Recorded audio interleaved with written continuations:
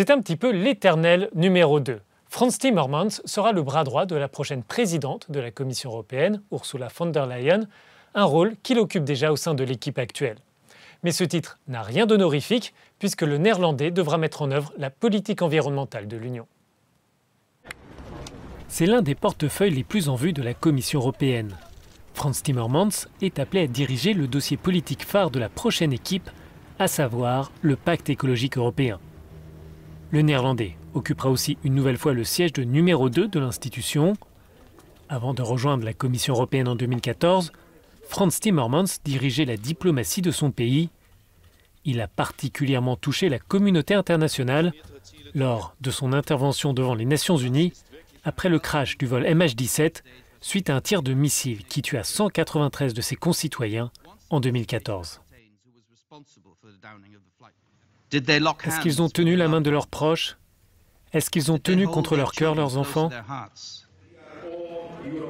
À 58 ans, le natif de Maastricht espérait bien devenir le prochain président de la Commission européenne.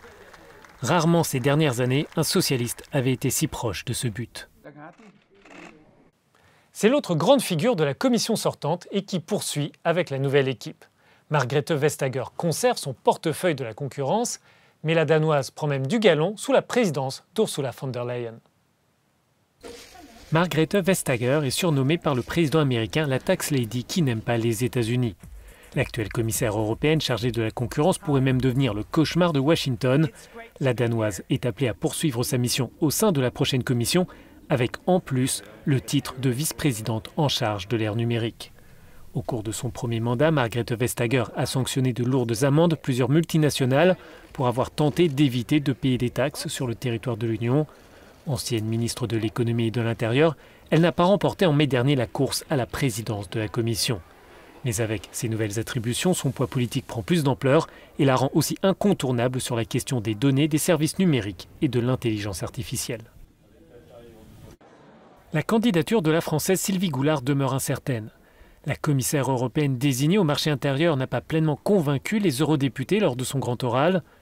À la demande des élus, elle a apporté des précisions écrites. Si ces réponses ne suffisent pas à rallier une majorité des 2/3, une nouvelle audition pourrait se dérouler jeudi. Son homologue polonais a lui réussi ce deuxième rendez-vous.